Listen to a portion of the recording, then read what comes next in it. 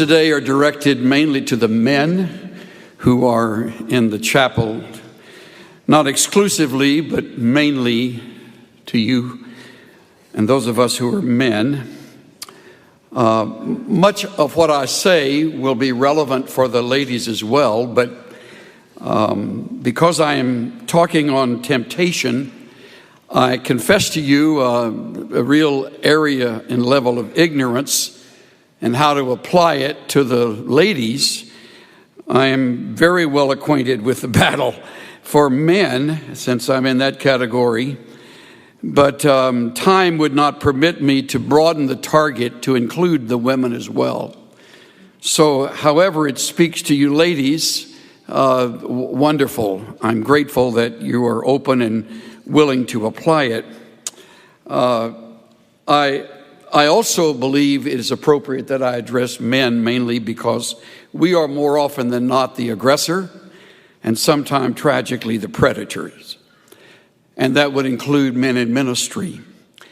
I realized when I looked at my calendar that this would be my final time to speak for this school year, and I had another direction in mind as I was going to move toward the importance of, especially you who are leaving the school to enter ministry as vocational Christian service in your life, to begin strong and to stay consistent and faithful and to end well. However, my direction changed when I received a letter which deserves a little bit of preparation so you can appreciate the content of the letter. I've known the man who wrote this letter since he was a young teenager. He's now in his 40s. I watched him grow up in our church. I found great delight in him and his family. He was often in our home, became our oldest son's good friend. And he as well built a relationship with another young man about their ages, and they were almost inseparable through high school and then into and through college.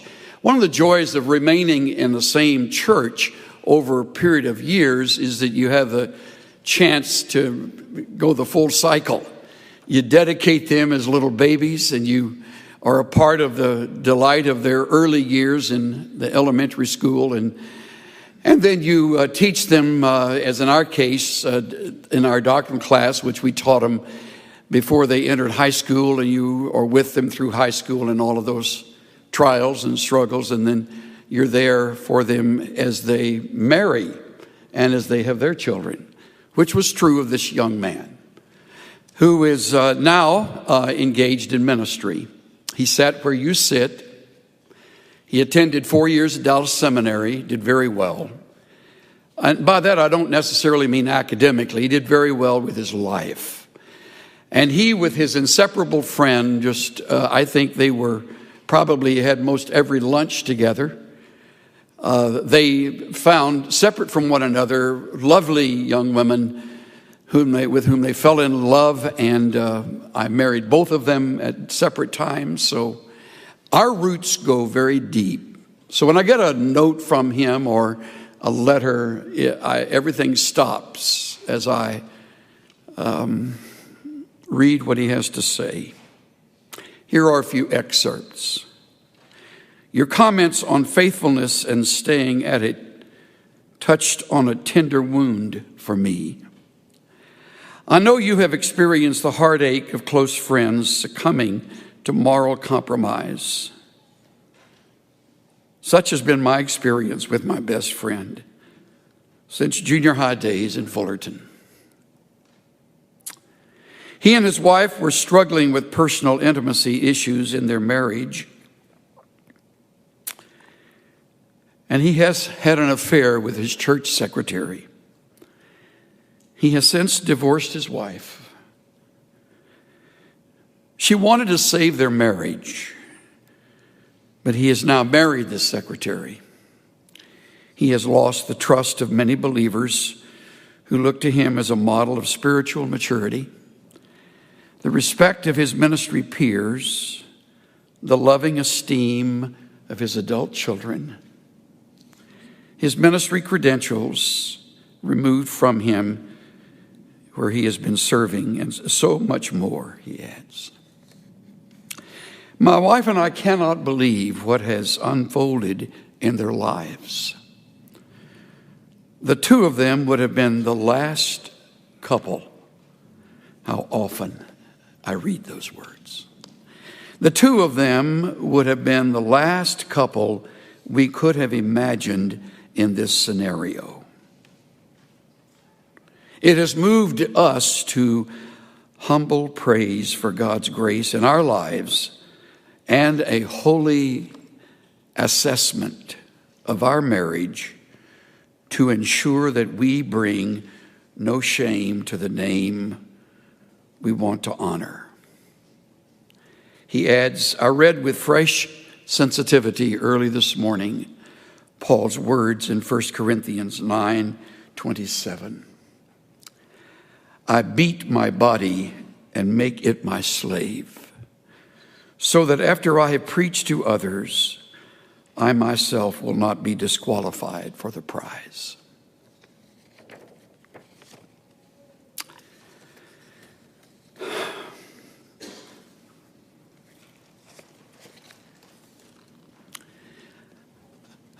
I would love to end this semester message of my time with you on a real high note, and perhaps we can look at it like that.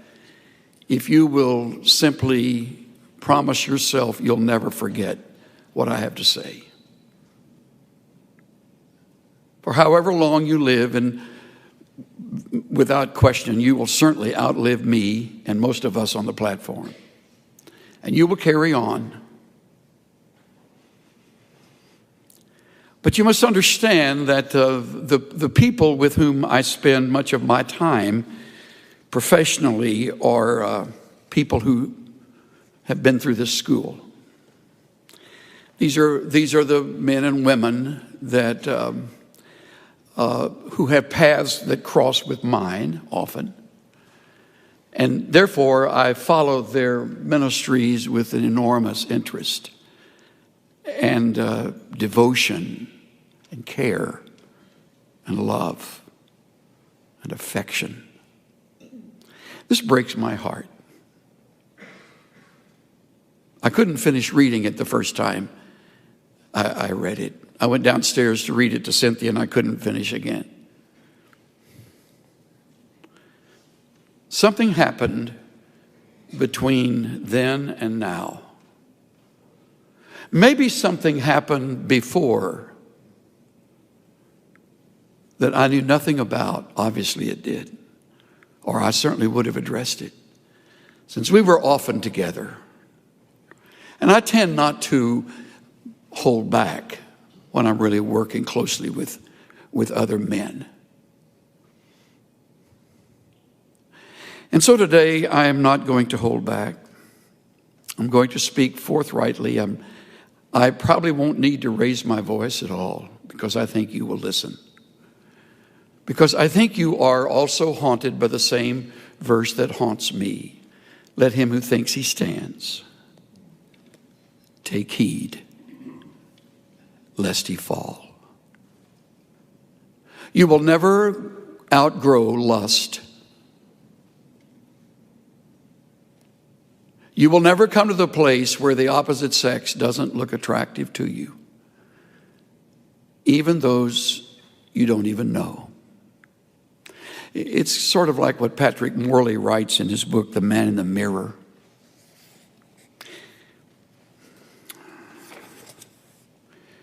The three of us were eating deli sandwiches at a street-side table on the picturesque main street of town. As we were about to leave, a very lovely woman passed by us on the sidewalk. She was beautiful, fresh, sophisticated. She seemed a perfect match for the day. It was a beautiful spring day.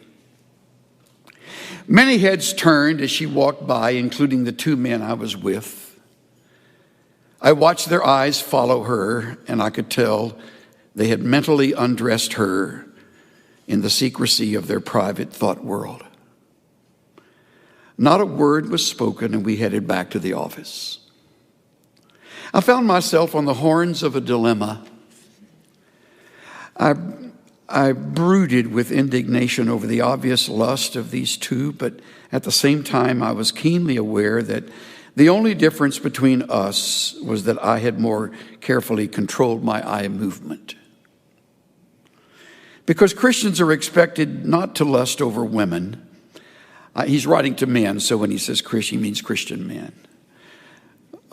I carefully concealed my thoughts, yet I knew pretending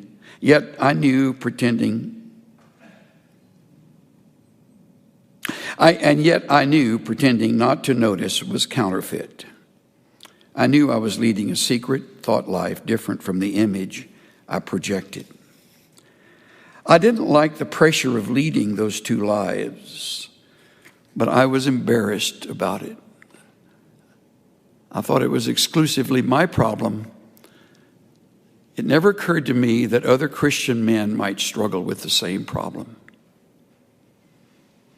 Are you living a secret thought life significantly different from the you known by others? Would you be embarrassed if your friends and associates knew what went on inside your mind? If your thoughts were audible, would your wife want a divorce? Each of us leads a secret thought life, an invisible life, known only to us, not known to anyone else. The secret life is usually very different from the visible you. The you that is known by others, yet it's the real you. It's the you known by God. For some of us, our secret thought life consists of a dream world of fantasies which concoct intricate plans that would make us famous or powerful or wealthy. Others of us fabricate chance meetings with beautiful women who seduce us. We each invent a secret image of how we wish we were, which we would be embarrassed for others to know.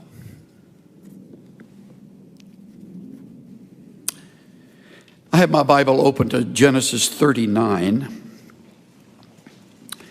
And as you turn to that chapter, it will be a chapter on sexual temptation.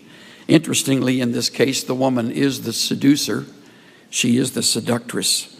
That's rare, but that does occur. And maybe some of you ladies have a struggle in this area. I have no way of knowing. I don't understand your world.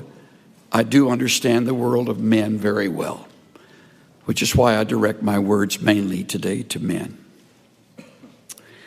This is a remarkable story of a man who did not fall, who did not even yield.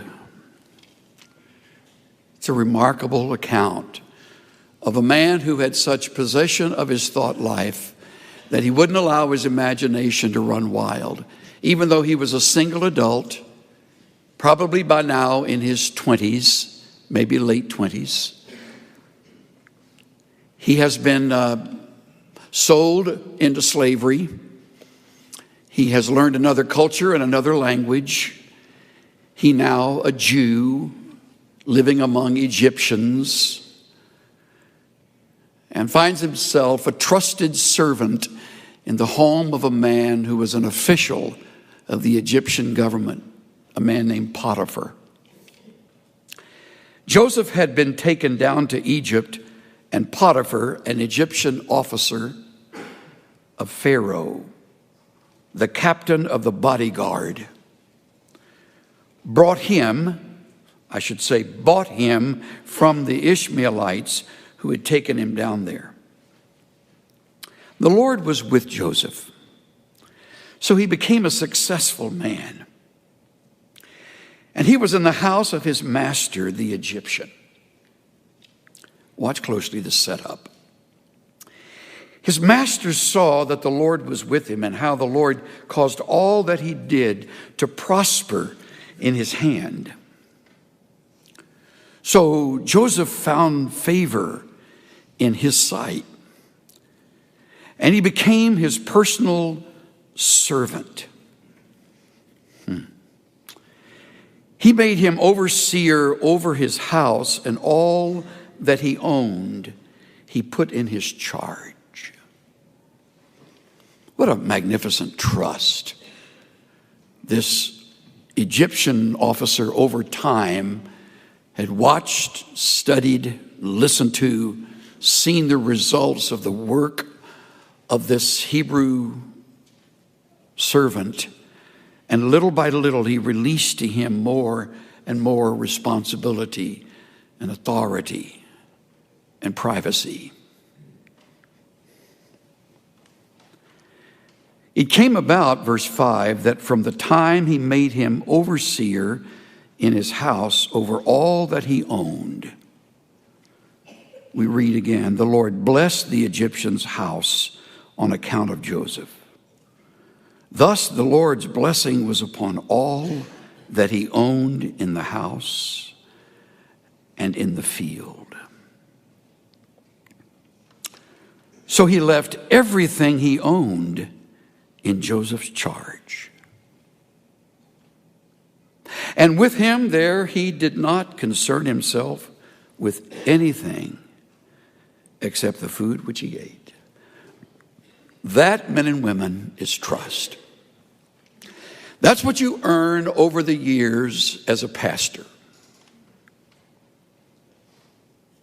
That is what you earn over the years as a faculty member of some school you may serve. That is the reward of our great God on the lives of those who are faithful, who do good work, who don't compromise, who tell the truth, who keep their word, who keep short accounts, who don't take advantage of people and don't exploit, who don't manipulate. Joseph was a trustworthy man, and Potiphar finally found himself completely comfortable leaving everything in Joseph's charge. Before I go one step further, I have to pause and say that in itself puts you in a very vulnerable position, because you still have your thought life. You still have a world that goes on in your brain and in your old nature that is vile. It is obscene, which, if the Spirit of God does not control it, waits for the moment to lurch into action. We had a man who was a very fine preacher and long-time servant of Christ, we thought, had been in several churches by the time he came to the one he was in when we invited him to be one of our conference speakers. And he brought 5 significant messages, interestingly, on accountability, only for us to find out a few months later that he had women on the string at every church he had served, until it finally came to light within months after he had been ministering to us at our conference. And he had lived a lie. Though at each church he had earned the trust of the people by his visible world. But he was a liar. He was an adulterer. He was an unfaithful man.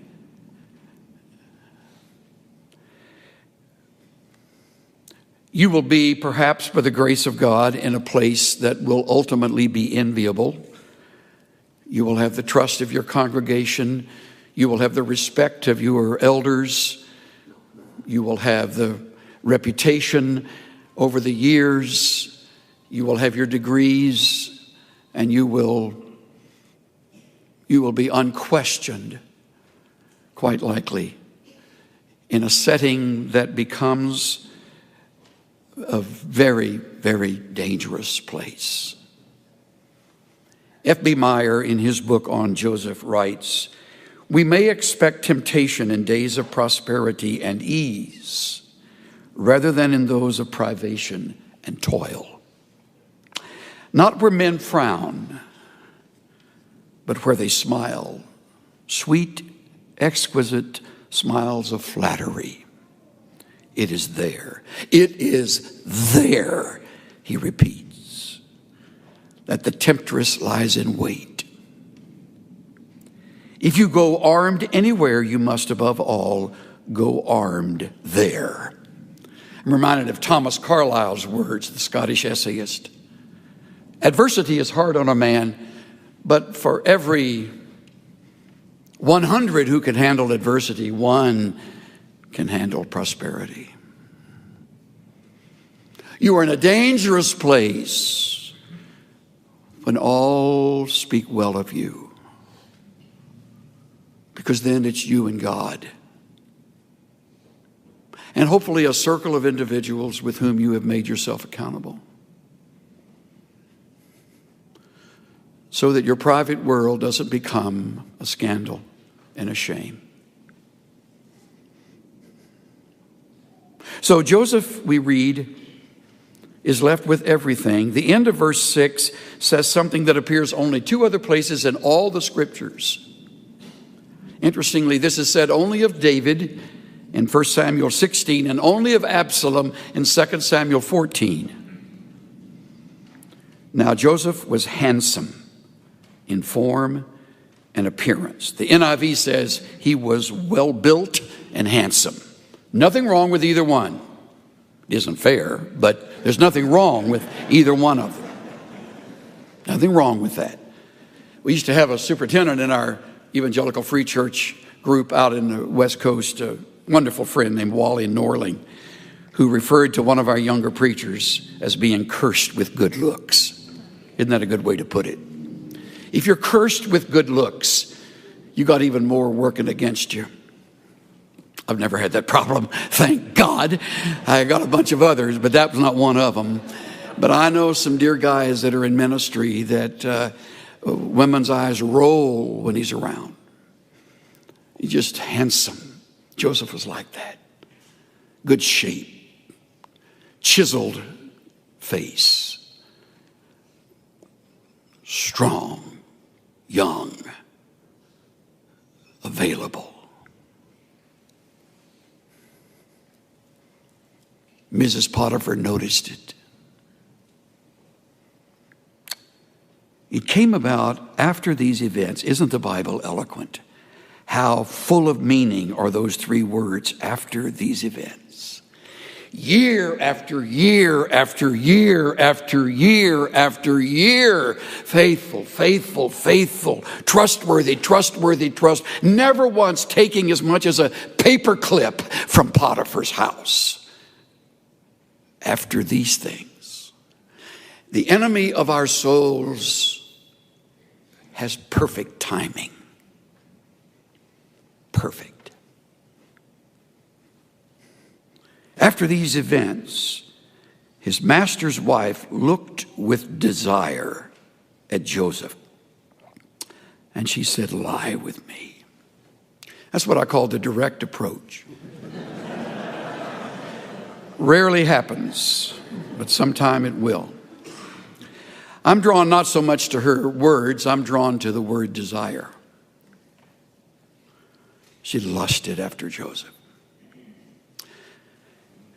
Dietrich Bonhoeffer has done his best work in a very small book that we could almost call a booklet. It's entitled Temptation. Listen to Bonhoeffer.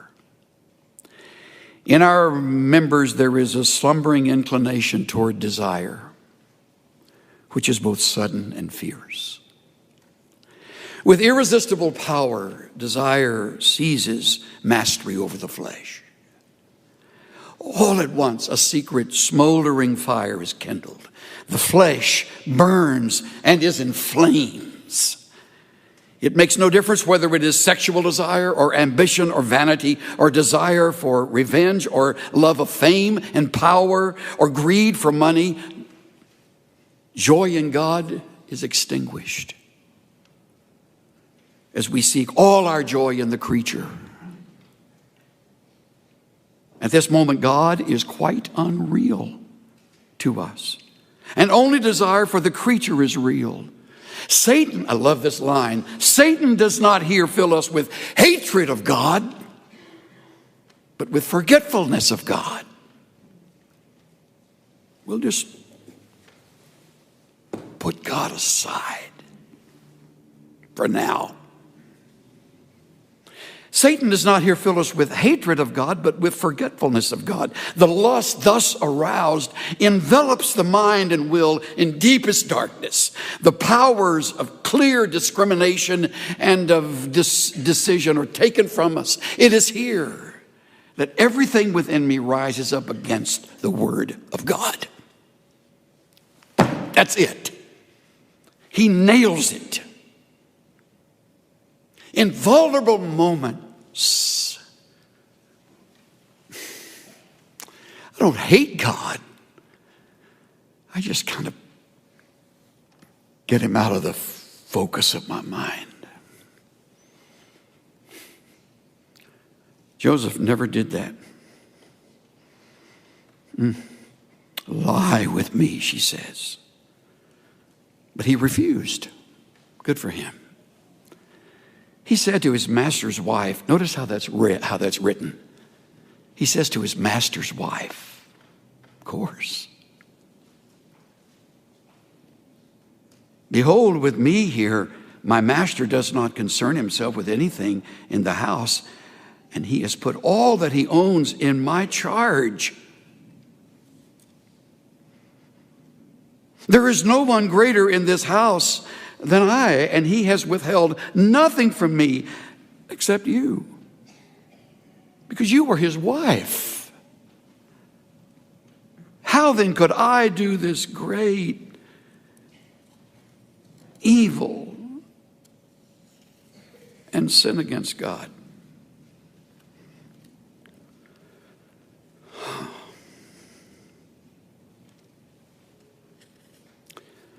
Clarence McCartney writes, this was no ordinary temptation. Joseph was not a stone, a mummy, but a red-blooded young man in his 20s. It was not one temptation on one day, but a repeated temptation. An old story tells how when Joseph began to talk about God, the temptress flung her skirt over the marble bust of the God that stood in the chamber and said, now the gods will not see. But Joseph answered, my God sees. Reminds me of what the psalmist writes in 139, verse 3. You scrutinize my path and my lying down, and you are intimately acquainted with all my ways. He knows every minute you spend on the internet. He sees everything you look at. He sees every stolen moment. He sees it all. I forget who said it. I wish I had been the originator, that a secret sin on earth is open scandal in heaven. There's no sin here. There's no sin in the temptation. Sin is in the yielding. So he says no. Now, the great hope is that does it. She's out of the way. Nope. Verse 10, it came about as she spoke to Joseph day after day, that he did not listen to her, to lie beside her, or to be with her. Day after day after day after day. Remarkable, remarkable relationship with God. I almost said remarkable man, but he's just a man like you or me. The difference is he had cultivated the kind of relationship with his God that would not permit this. Just would not permit it. One day she finally decides enough's enough. It happened on that day that he went into the house to do his work, and none of the men of the household was there inside. So they're all alone.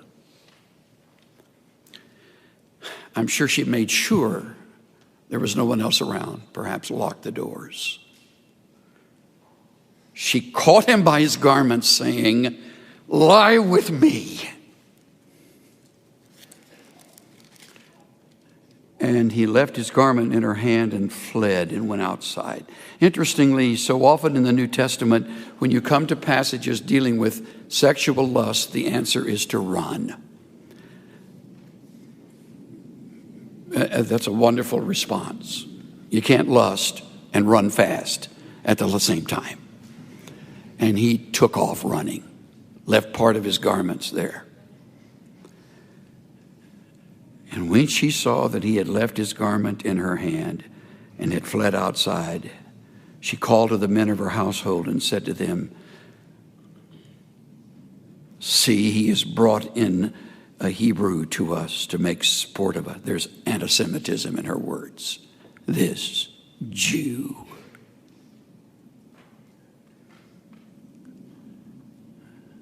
He came in to me to lie with me, and I screamed. So she's claiming rape. Interestingly, if he had meant anything to her, she wouldn't have turned on him. He meant nothing to her. Lust is never a fulfillment of love. It's usually an act of anger and often emotional assault. It goes back to deep, deep, unresolved situations that have not been rooted out, discovered. Came about when he heard that I raised my voice and screamed, that he left his garment beside me and fled. She left his garment beside her until his master came home. Then she spoke to him with these words, "The Hebrew slave whom you brought to us came in to make sport of me. It happened as I raised my voice and screamed that he fled." When the master heard of it, his anger burned, and verse 20, he put him in jail. Verse 21, but the Lord was with him. How do I apply all of this? Let me do it quickly. 4 thoughts came to my mind early this morning. All of them are you must not. First of all, you must not be weakened by your situation. You must not be weakened by your situation. Economically, Joseph was secure, respected, and trusted. Personally, he was handsome, desired. Miscellaneous other things, they were alone, had an excellent track record. He was invited. He was unmarried. It's her idea. Your flesh invariably will remind you of those unique situational circumstances, and you'll fall. If you don't, strengthen your life in the midst of whatever situation. So you must not be weakened by your situation. Secondly, you must not be deceived in the persuasion. It was a bold, flattering, calculated, direct, and quite frankly, extremely desirable. In what I read, I find that the ancient Egyptian women were fabulously beautiful. It's quite possible that cosmetics began there, and they knew how to make themselves even more attractive. He could have thought, her husband doesn't meet her needs like I could. By doing this, you'll prove that you really care for me. Who will ever find out we're completely safe? Look, I'm so terribly alone and lonely, and God will understand. Just this once, never, ever, ever again. Those are the words of temptation.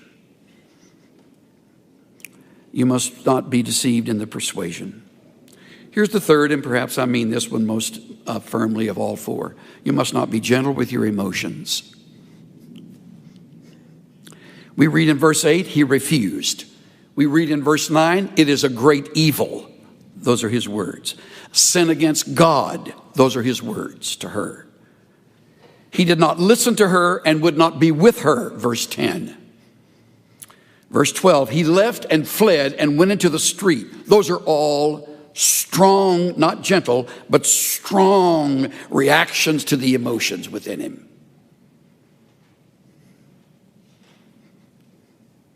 The late Dag Hammarskjöld once wrote, you cannot play with the animal in you without becoming wholly animal. Play with falsehood without forfeiting your right to truth. Play with cruelty without losing your sensitivity of mind. He who wants to keep his garden tidy doesn't reserve a plot for weeds. You must not be weakened by your situation. You must not be deceived in the persuasion. You must not be gentle with your emotions. By the way, if necessary, be rude. Just be rude. That has a way of turning the other person off. Number 4, you must not be confused with the immediate results. Day after day, he's tempted.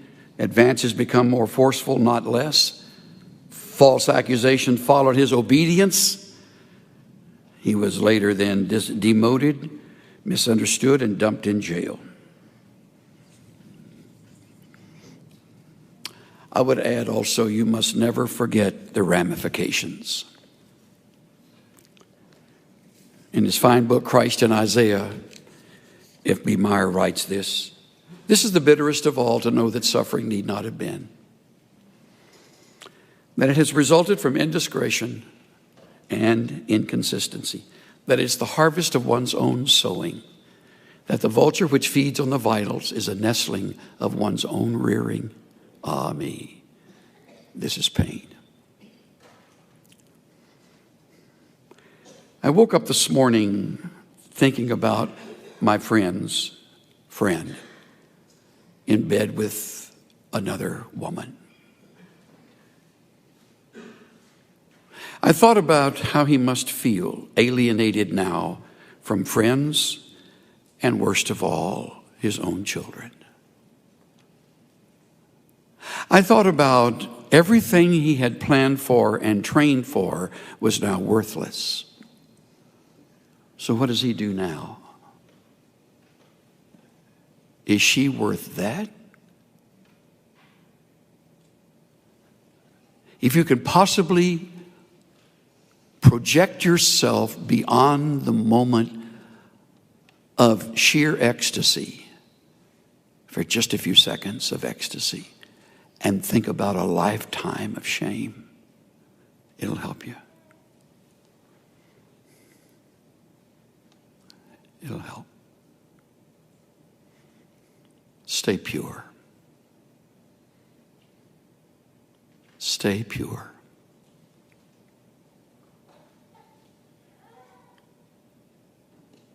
Stay pure.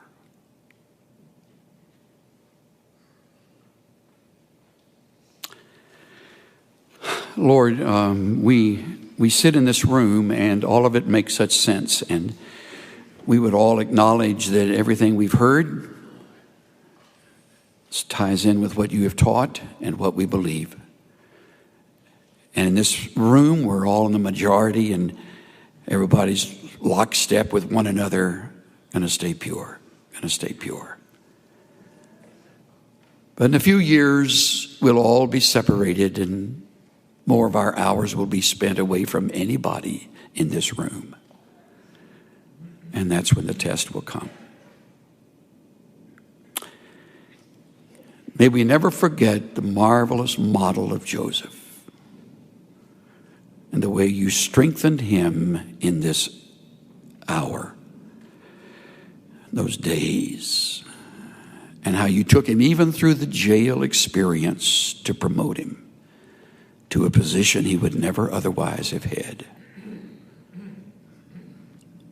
I pray for these younger men and women who have their lives before them,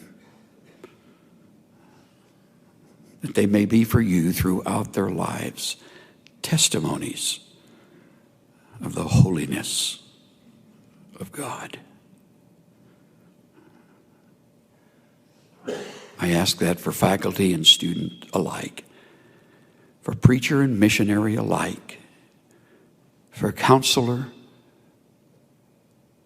and staff member and musician alike, for authors, songwriters, for those who hold responsible positions in the future, leading ministries and serving the people. May we be models of purity. Spirit of the living God, fall afresh on us. In the name of the Savior. Perhaps I should apologize, though I had nothing to do with getting the illness. I got the flu shortly before I was to speak last time, and I really want to thank you for stepping in. It was great of you to do that. You had all of 30 minutes to prepare for that, and we all are grateful. I was especially. You never know when things like that are going to happen. First time I'd ever had to cancel, but I knew that you didn't want me to come down here and throw up on you, so I chose to do that at home. The Civil War was raging, and it was becoming increasingly more bloody and brutal. Our 16th president was falling into a deep depression as every week the war became more complicated. His days were discouraging, and his nights were what seemed to him to be interminably restless, only to awake the next morning to another horrible report of more deaths, more heartbreak, and the future ending of it all seemed forever removed from him. Would it ever end? The burden of all of that rested on the shoulders of Mr. Lincoln, and we who love to read him and of him stand back in amazement at his ability to handle it as well as he did. One afternoon, he felt he just must get a little solitude and hopefully find a place of refreshment and relief. He said to his aide, "I'd like to go to the church, National Presbyterian Church." And the two of them went alone, walked there. That was in the days when presidents could walk freely in the capital city. And night had fallen. They slipped into a side door to an unlit room so as not to call attention to his presence and disturb the meeting. The pastor had just stood to begin to preach. Lincoln crossed his legs, placed his stovepipe top hat on his lap, and never moved as he listened intently to what the pastor had to say. As the sermon ended, people got up to leave, and he remained seated, and his aide leaned over and whispered to him, "Well, what did you think? Did you think it was a good message?" He said, I thought the message was well prepared, well delivered, sincere. The points were logical. The man was clear. Then you thought it was a good sermon? "No, I thought he failed," said the president. "Failed? How? Why?" He failed because he did not ask of us something great.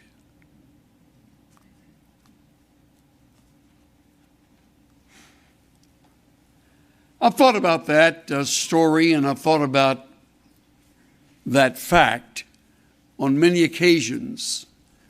I thought about it this morning on my way in to the seminary.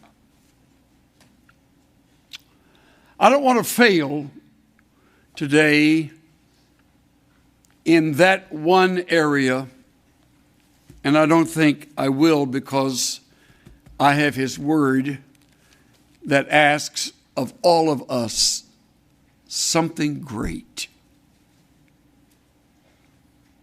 You're sitting here this morning. Most of you are students at the school. You're engaged in your studies. You are in some phase of those studies. Some of you nearer graduation than others. Some of you have just begun. I think I probably speak for most of you when I say, unfortunately, that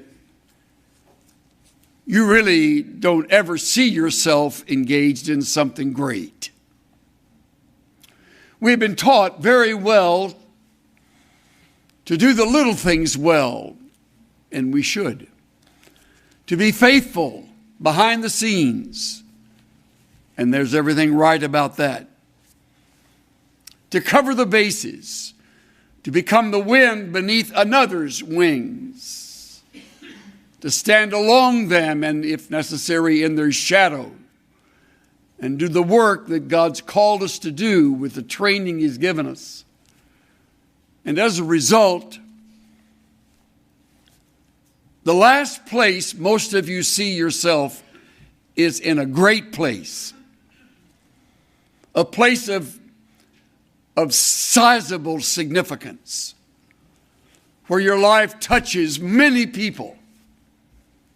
It may be in a church, it may be in another culture, through another language. It may even be someday serving as a professor at a seminary or a Bible school or some other educational institution. But whatever it is, as you've told yourself over and over, I want to be faithful in the little things. I want to do what God would have me do, and I applaud that, and I commend you for that. But I warn you, you may have forgotten, though I don't plan to speak on it, that the prayer of Jabez was a prayer filled with faith. Do something great through me, God. And as he asked that, he asked it with humility, not to make a name for himself or a place where they'd remember him, but he just prayed that he would be able to live above and beyond what had been his life in the past, what seems to have been somewhat broken. But the person I have in mind is going to surprise you, because he never, ever at this time in his life thought he would ever be in a place of greatness where God would do something great through him. He's an 80-year-old Bedouin under the burning sun of the Median desert in the shadow of Sinai. And there Moses stands alongside his sheep. Really not even his own sheep, but his father-in-law's sheep. For 40 years he has worked for his father-in-law Jethro. For 40 years he has led the sheep in the wilderness. He's 80. I almost know how he felt. I almost know. This year in October, I will know a little more how he felt. But he saw himself as finished. I mean, he left Egypt as a fugitive with a criminal record. He was a murderer. Took things in his own hands, attempted to rescue the people from their bondage, and murdered an Egyptian, remember, and hid him in the sand, and they were out for him, and he fled and wound up far as away as he could get, where he ultimately met and married his wife and settled in for a life to be forgotten.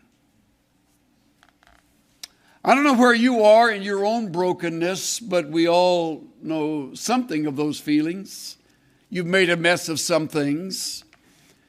Your past is maybe checkered. Perhaps you're not the brightest bulb in the room, and you're surrounded by others who are very, very capable academically. I know that feeling. I was accepted to seminary on probation, and that was with reluctance. And I remember while here and serving, one of my first tasks here, I became the lawn man, and I mowed the grass and planted the flowers, and that's how I got to know the president. By the way, I didn't know this was his favorite hymn, but Dr. Walford loved flowers. And I thought, shoot, I'm planting a lot of those suckers around here. And I did. Amazingly, they lived. So he finally, I think, one hot summer afternoon said, you're a student here. And I said, yes, sir, I am. What's your name? And I told him. And he said, well, I'm John Walford, as if I didn't know. You know, the world knows you. But I was a nobody who came from nothing, raised in El Campo, Texas. You'll spend a while trying to find it. It's tucked away down there in South Texas. And here I was, a student. Never in my life ever did I think there would be much that would come as a result of my studies here. Whatever God planned was fine with me. Whatever it was grace.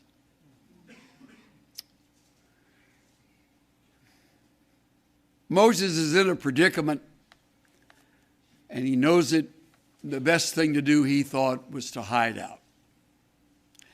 Let me pass along to you 3 mistakes that I think broken people make. And after I give those to you, I'll do a quick, breezy journey through this battle he has at the burning bush, and then I'll tie it with a couple of thoughts. People who are broken often run before they are sent. It's a tendency on the part of the intense type person to jump ahead, to get engaged, to be involved. All the way through my years at seminary, I was surrounded by students who would say to me, you need to be on the campus. You need to be out evangelizing. You need to be pastoring a church. I thought, who are they talking to? I'm here to learn. I'm here to get some training. I don't know how to do all of that. Some of them were. They were engaged in that. It wasn't time for me to run before I was sent. I had no calling to do that. I was here, and I gave it the very best I could during those 4 years. The second mistake that's made is that we retreat after we have failed. We run before we're sent. And then often in the running and the doing of it in the flesh, frequently we fail. And we're embarrassed, we're humiliated. Maybe some of you know exactly what I'm talking about.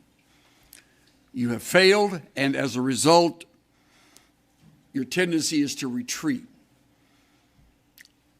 You leave me alone, I'll leave you alone, and in the shadows, I'll try to make it as best I can. And the third, we resist when we are called. I fear that most for most of you. In God's plan, which has been in motion since eternity past, He's had you in mind. He has a future for you and a hope, a plan that will unfold And right now, you don't have a clue. Some of you think you do, but you really don't know ultimately how or where he will use you. I plead with you to stay open, because I can assure you it will include some surprises. Moses was in for the surprise of his life when he came upon a bush that wouldn't stop burning. Burning bushes in that Median desert were not that unusual, or in any desert for that matter. But a bush that wouldn't be consumed by the flame, that was unheard of, which caused him to look at the fire and say, "This is amazing." Exodus 3, verse 3. "Why isn't the bush burning up? I must go see it." Now you understand, he's never read Exodus 3. So he does not know that God is in the bush. He doesn't know that's where the voice of God will be heard. And I'm sure one of his first thoughts was, when he heard his name, Moses, Moses, first thought was, he found me.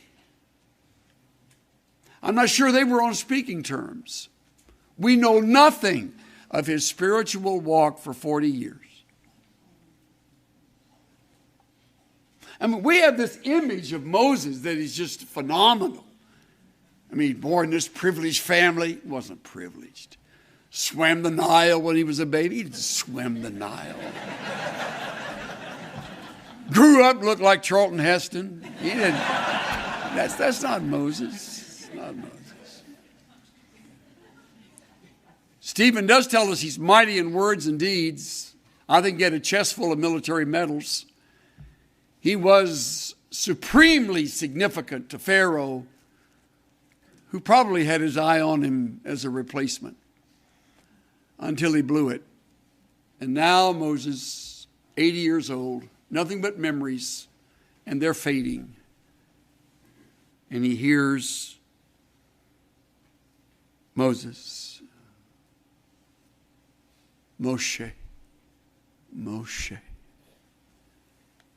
In the Hebrew, it's a simple little response, Hineni. You don't even have to put your lips together to say it. Behold, it's me, Hineni. I'm Moses, who are you? Don't come any closer. The Lord warned, take off your sandals. You're standing on holy ground. I'm the God of your father, Abraham, Isaac, and Jacob. I can hardly read it. I can't imagine the thrill that must have coursed through him. He hasn't forgotten me. He still knows me. When Moses heard this, he covered his face because he was afraid to look at God. When you read your Bible, may I urge you not to rush through moments like this. When there is an emotional moment, give it some emotion. Let it be relived in your minds. Put yourself in his place. Now, sandals off. Now on the hot sand. Now in front of the bush that keeps burning and keeps talking. Feel it.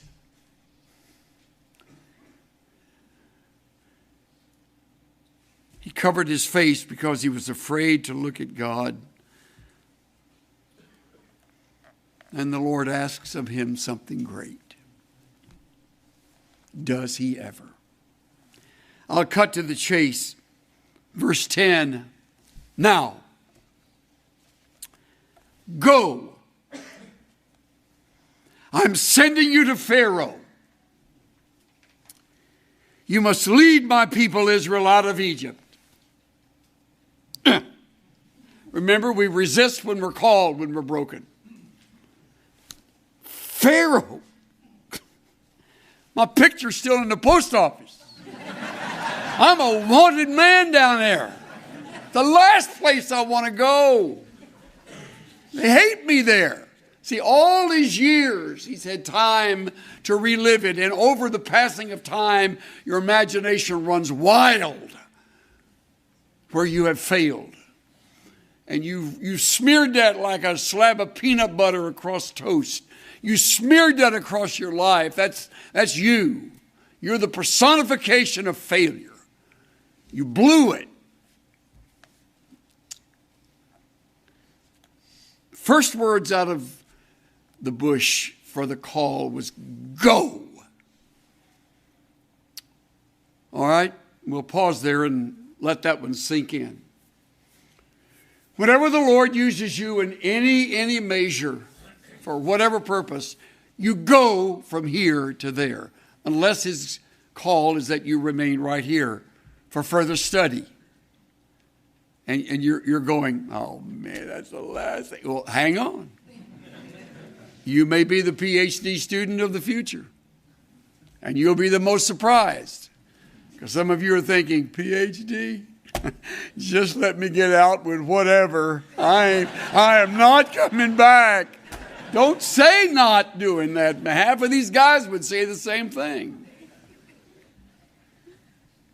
Who knows but what his plan is for you to be in front of a class and to shape the lives of those who will be going where you will never go.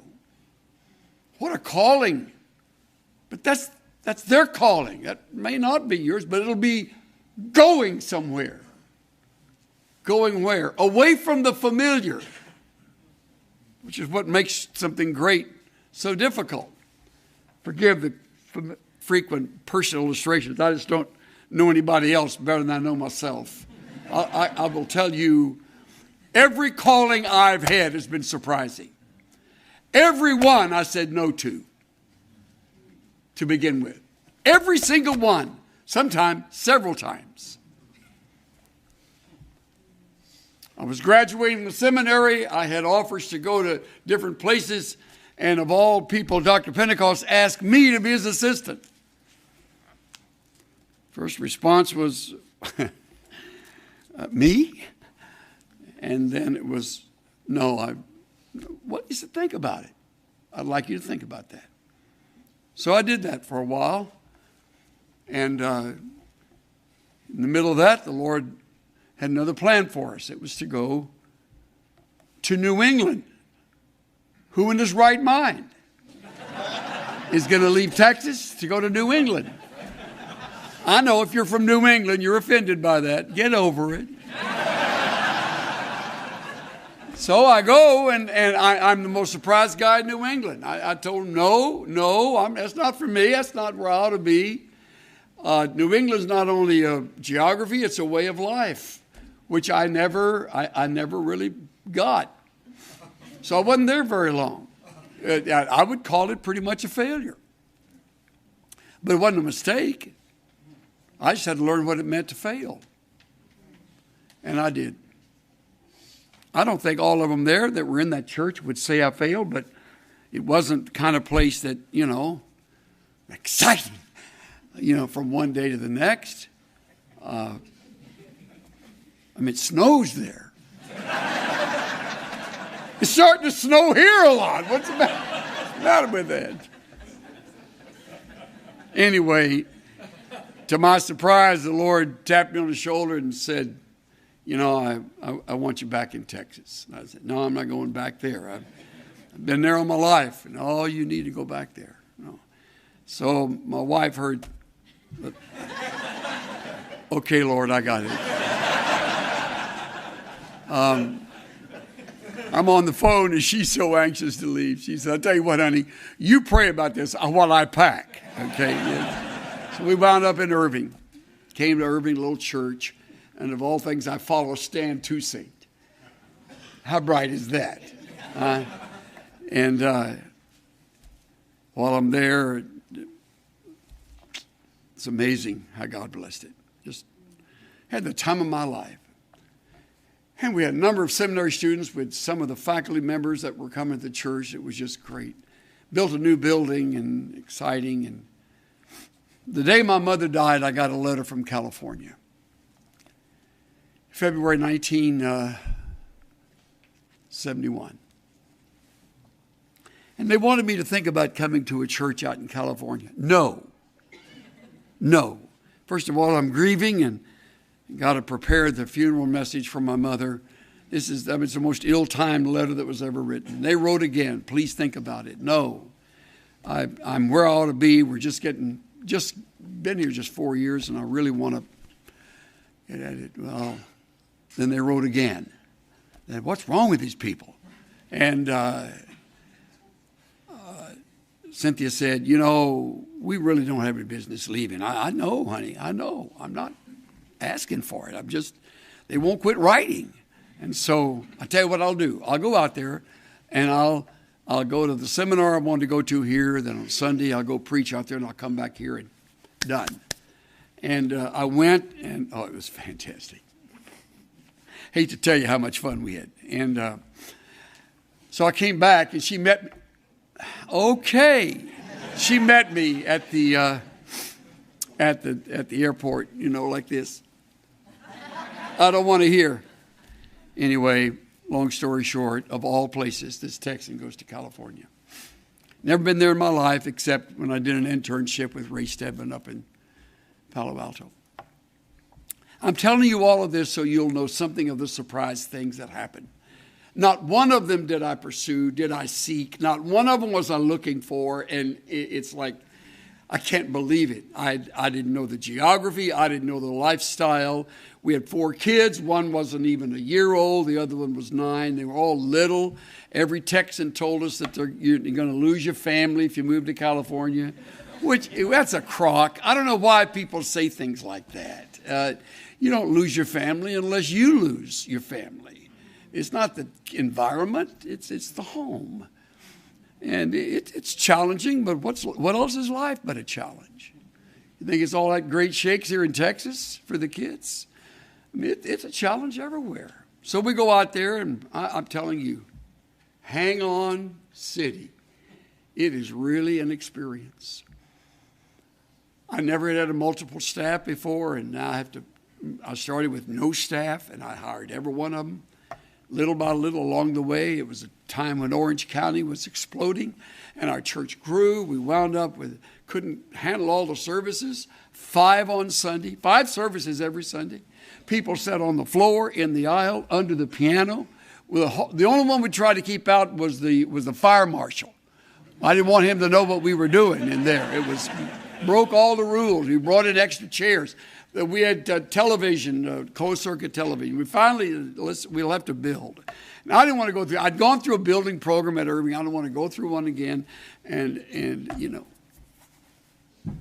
that's what happens. They pull you, and we built a building, and it filled up. Having the time of my life, almost 25 years. So I'm telling you, where the Lord sends you, it is remarkable what can happen to you.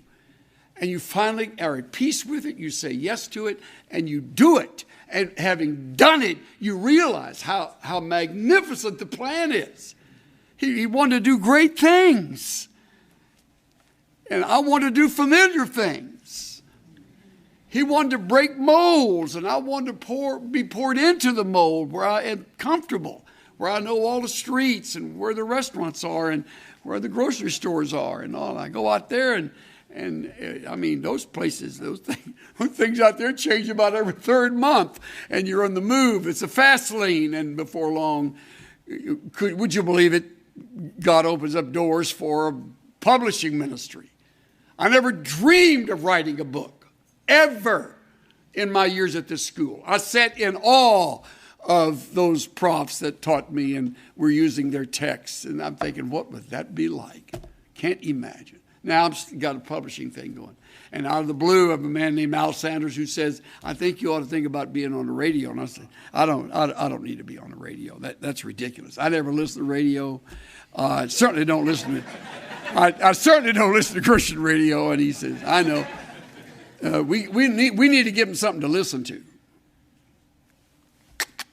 I thought, well, no, I'm still not going to do it. I'm not going to do it. I didn't have anybody to lead it. I didn't know how to do it. I don't know that medium. I know preaching. I know a little bit about the church, and that's my rut. That's my thing. And God broke a mold, opened up a ministry for the media. I never dreamed of that. People ask at times, is this all a big fulfillment? No, as a matter of fact, it's all a big surprise. I live my life surprised. I'm amazed when people listen when I talk. Well, most do, not everybody. And I'm just shocked at the audience God gives us. We're going to Israel tomorrow. Oh, I got to pack. I forgot that. Anyway, I'll have it. 820 people, 18 buses, all aboard. Get on. Let's go. I had never been to Israel until I came to Dallas Seminary, and then I suddenly realized what I've been missing. Now I have a chance to lead a tour every other year. What a privilege that is. Listen to me. They got their Bibles and they're looking at the places and they're thinking about how great this is. And we're on the Sea of Galilee, my favorite spot. You know why I like it? They can't build a church on it. I like it. You know, they can't make it religious. It's just water and the shore and the beauty of it and the significance. And you get people there that have never been in their life and they fall back in love with Jesus. How good is that? Me, El Campo Yo-Yo, leading this marvelous opportunity. And I'm all settled in. Everything's great. We're going along, year after year. And I get a call from Dallas Seminary. Sounds a lot like Don Campbell's voice. And I thought, well, maybe I'm in trouble again. And he said, Jack Turpin is the chair of the board at the time. And he said, we'd like you to think about being president. Is this a joke or what? I don't think they've ever been asked that in their life. Is this a joke? And they said, no, we'd like you to really seriously. I said, no. What's the matter with you people? First time I was there, I was on probation. You ought to see what it'd be like if I became president. And they would not give up. And then Jack had the audacity to say, would you pray? Yeah, I'll pray. My wife is saying, I think it's a good idea. I'm thinking, whose side are you on? That's not how this works. You think it's all spiritual and incredibly life-changing and all that. And whoa, angels drift around on. It isn't it. So whose side are you on? Well, I'm trying to listen to God. Well, you're out of luck. I'm not the one who did. And she's right. It drives me crazy. So I wind up here, and I realize when I'm here. They didn't need another scholar. Certainly didn't get one with me. What they needed was a shepherd. Somebody to tell these people, I love you. You're valuable. And somebody who understands a student who can hardly keep up, stumbles over the languages and tries your best to keep on a level plane. I understand that. You want to quit. I understand. Your wife gets sick. I understand that. Or your husband.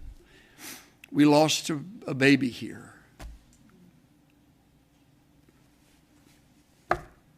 About finished us off. I understand that. So I come as a shepherd. And I have a chance to be with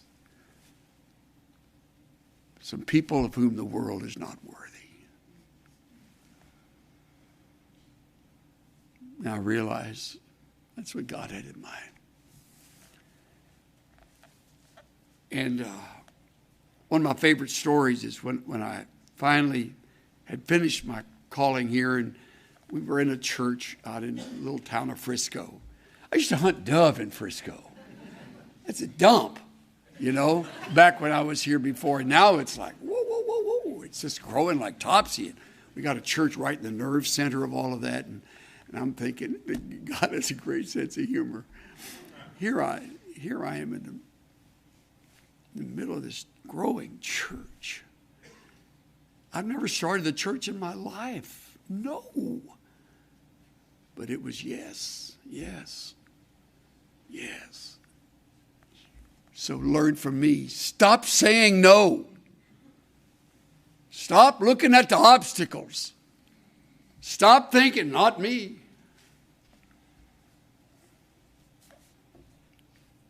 So Moses protested to God and said, verse 11, who am I? You're nothing. Could have been the answer. Who am I that I appear before Pharaoh? Who am I to lead the people of Israel out of Egypt? You happen to be a human set of vocal cords, and that's all I need. How firm a foundation, you saints of the Lord, is laid for your faith in his excellent word. What more can he say than to you he has said? To you who to Jesus have fled. Fear not, I'm with you. Be not dismayed. I am your God. I will still give you aid. I'll strengthen you, help you, cause you to stand upheld by my righteous, omnipotent hand. You're a set of vocal cords, but I am God. Now get out of the Median desert. Resign the job of Pharaoh, of Jethro's assistant, and take on Pharaoh. Well, what should I tell them? Isn't that like we all want to know those things ahead of time? They're going to ask me, what is the name of the one who called me here? What will I tell them? Tell them me I am called you. He'll get that. And you know he did. He isn't through. What if they won't believe me or won't listen to me? What if they say the Lord never appeared to you? We got that when we left Irving. Well-meaning lady stuck her head in the window of our car. We're on our way to California. She said, she was really angry because we were leaving. And she said to Cynthia, you know, the Lord gets blamed for a lot of things he has nothing to do with.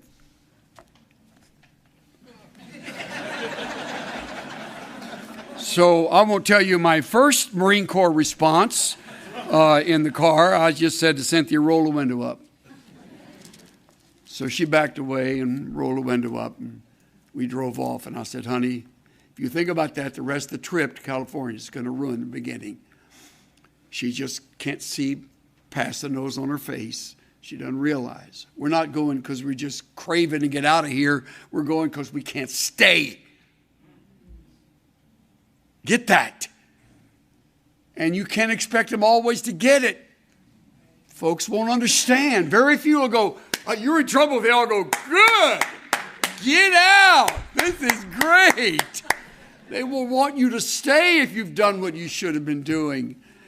But God doesn't wait for you to finish everything he starts. What if, what if, what if? And finally, Lord, I'm not very good with words. I never have been, and that's where his memory failed him, because he was mighty in words and deeds when he was 40.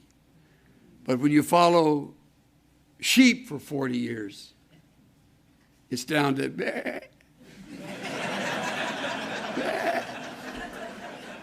Your vocabulary tends to. I'm not very good with words, and then he said, Lord, please send anyone else. Man, I've prayed that. I've said that. Lord, just send anybody else. I don't want to do that. I'm not calling you because you want to do it. I'm calling you because I want you to do it. Would you please say yes? I'm asking of you something great. You know what most folks don't read? They don't read the end of chapter 4. Think about how Moses felt when this happened. Listen, Moses and Aaron returned to Egypt, called all the elders of Israel together. Aaron told them everything the Lord had told Moses. Moses performed the miraculous signs as they watched. Now listen, then the people of Israel were convinced the Lord had sent Moses and Aaron. Look at that. The people were convinced. And when they heard that the Lord was concerned about them and had seen their misery, they bowed down and worshiped. And flat on his back worshiping, or maybe on his face, Moses realized why the bush never burned up. You see it all so much later.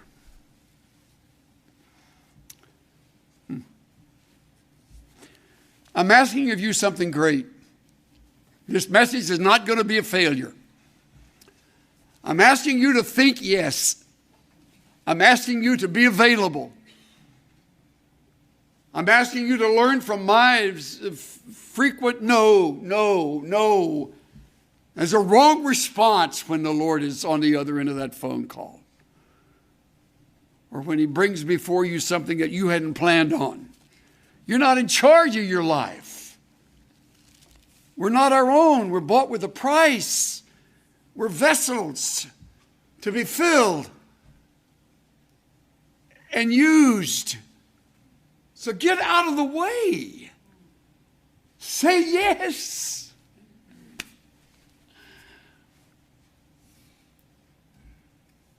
One by one, God took them from me, all the things I valued most, till I was empty-handed. Every glittering toy was lost. And I walked earth's highways, grieving in my rags and poverty, until I heard his voice inviting, lift those empty hands to me. So I lifted my hands toward heaven, and he filled them with the store of his own transcendent riches, till they could contain no more. And at last I comprehended with my stupid mind and dull that God couldn't pour his riches into hands already full.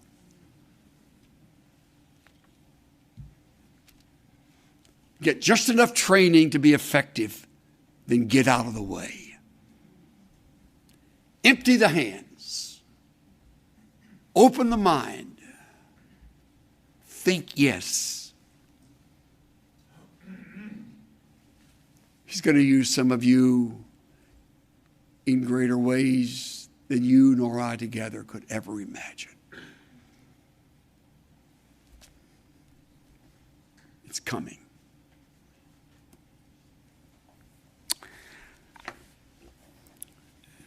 Dear Lord God, thank you for continuing to work in my life in such a way that I realize more and more how absolutely insignificant I am in this whole process.